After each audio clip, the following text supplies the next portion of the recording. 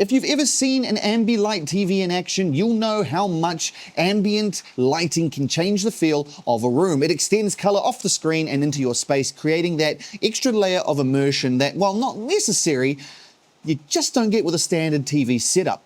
This is the WiZ HDMI Sync Box with TV backlight, and it promises that effect, but for a fraction of the usual price. I've been testing it, and while it's surprisingly capable, I have to admit it's not for everyone. In this review, I will break down what it does well, what doesn't quite land, and whether or not it's right for your setup. Welcome to the Tech Shed.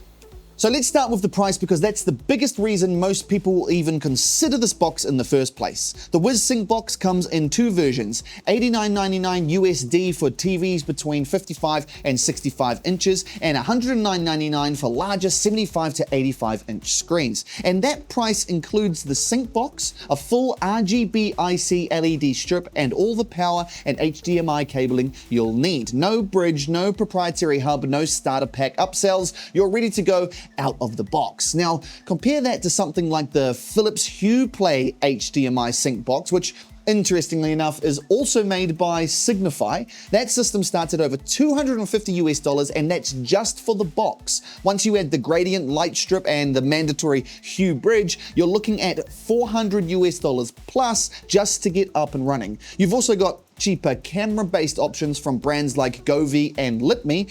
I have no idea how to say those, but those rely on pointing a camera at your screen. Now that works, but it's slower to respond, less accurate with colors, and often struggles with HDR content. So, if you're looking for a low-cost way to get proper HDMI-based syncing with real-time color response, WiZ is offering something no one else is really doing at this price. So the setup process is pretty simple, and honestly that's one of the strongest aspects of this system. The LED strip comes in 3 segments, and it sticks directly to the back of your TV using adhesive. It wraps the top, left and right edges, but it doesn't do the bottom, which might be a problem depending on the way your TV sits. But I must stress, before you buy this, do a bit of preparation unlike I did.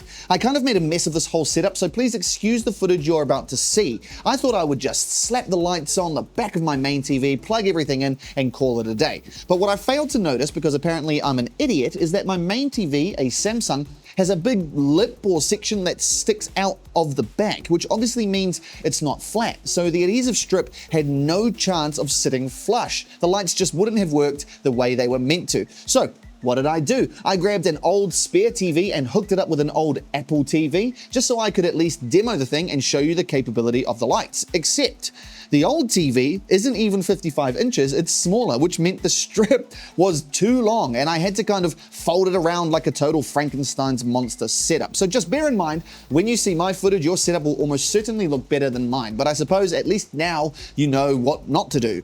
Also, I think it's important to know, if your TV is wall mounted like mine is, the Samsung one, you'll want to make sure you can easily take it off before installing anything. Trying to line up adhesive strips while the TV is flush against the wall, forget about it.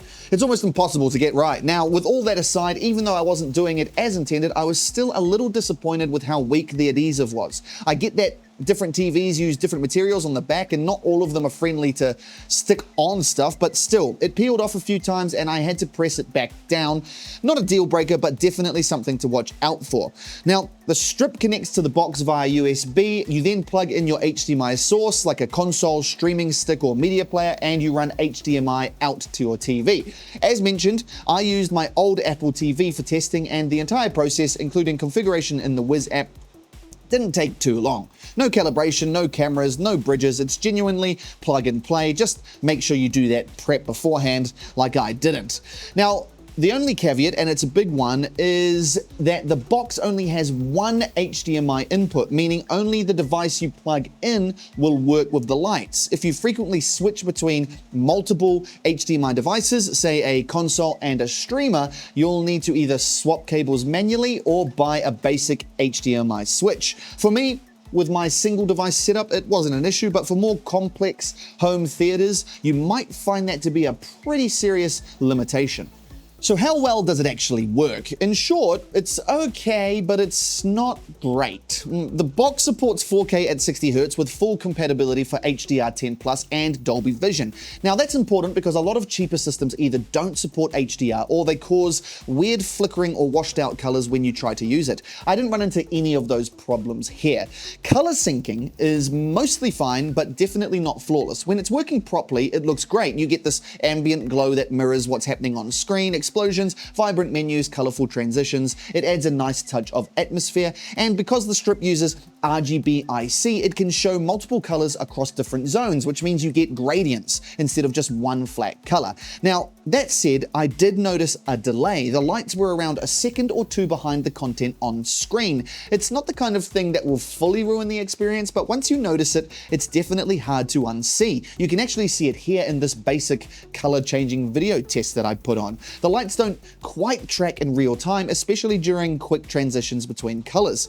There are also a few odd moments where it misread the dominant color, like a brownish screen triggering a strange purple glow.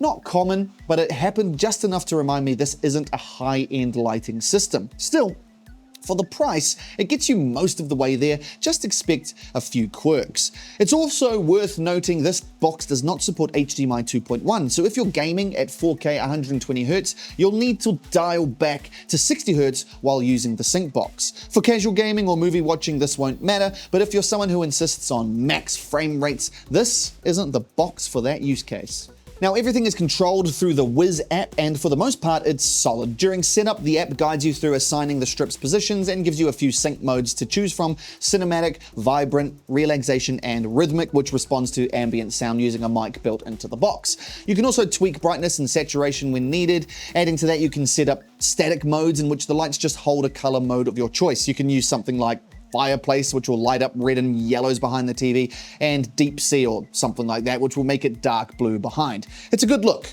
The app also handles firmware updates and device pairing, and I didn't run into any bugs or crashes during testing.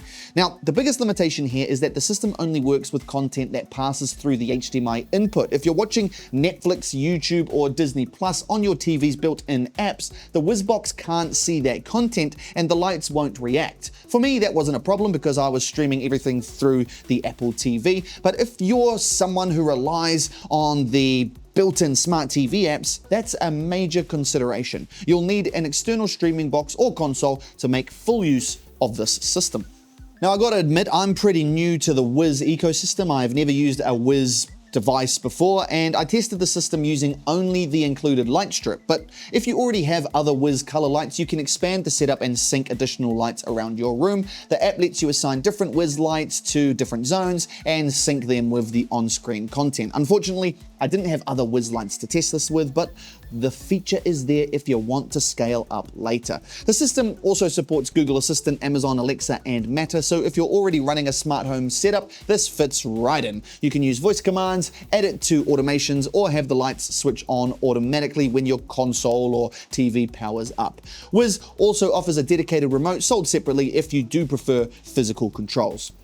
The WiZ HDMI Sync Box is an interesting product. It's not trying to be the best, most premium lighting system out there, it's trying to be the most accessible, and in that respect, it hits the mark. You get real HDMI-based color syncing with decent accuracy, support for HDR formats, and a genuinely simple setup process unless you're an idiot like me, all for around $100. Now that alone puts it in a category of its own, especially when you consider the alternatives are either way more expensive or rely on awkward camera-based workarounds. But it's not without compromises. There's only one HDMI input, no HDMI 2.1 support, and a clear delay when colors change on screen. The adhesive could be stronger, and if your TV isn't a perfect shape or if it's wall mounted, installation gets tricky pretty fast. And the lights won't do anything if you're watching built-in TV apps, which limits the value for a lot of people. Still, if you've got a single device setup like a console or streaming box and you're looking for a fun,